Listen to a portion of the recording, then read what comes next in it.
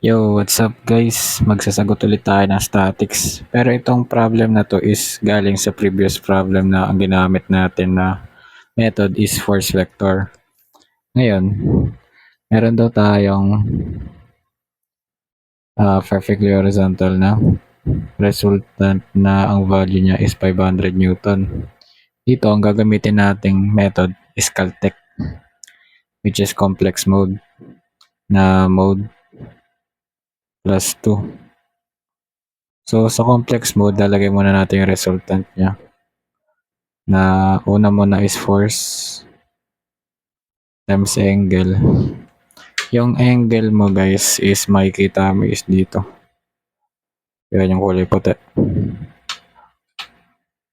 Tapos yung angle niya, since perfectly horizontal siya, edi wala siyang angle. So 0. Store mo sa F. Tapos yung P1 natin is yung hinahanap.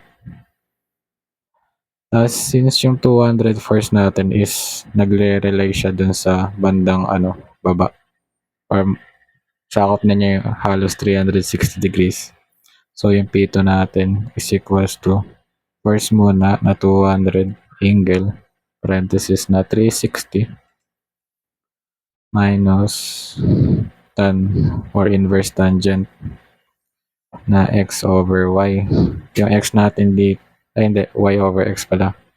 5 and 12. 5 over 12. Store mo sa B. Then ang formula kasi ng niya is resultant is equals to F1 plus F2 plus F3 kung ilan man force yung meron ka. Since dalawa lang yan, hindi ganun. So, para makuha yung P1 mo o yung force 1 mo is equals to resultant minus force 2 o yung P2 mo.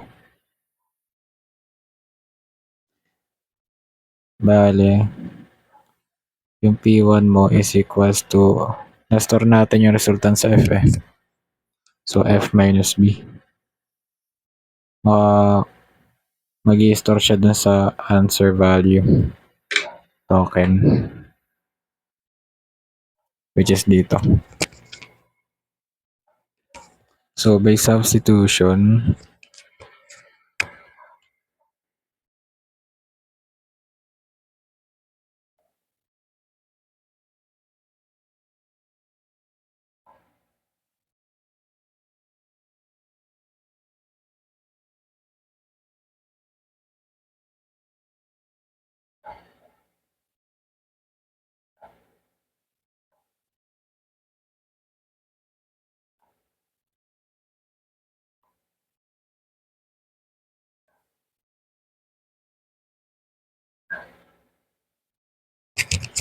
so itong value na to guys na F minus B, pwede mo siya makuha dito sa answer. So, AC natin, tapos answer. Then, apps, R angle theta na 1. Makuha natin yung value ng P1 and yung alpha na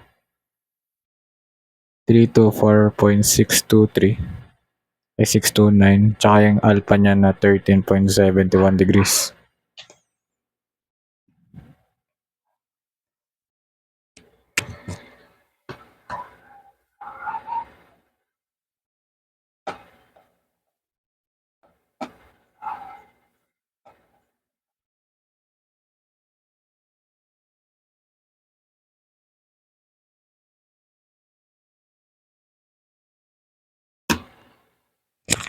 So, yun lang guys.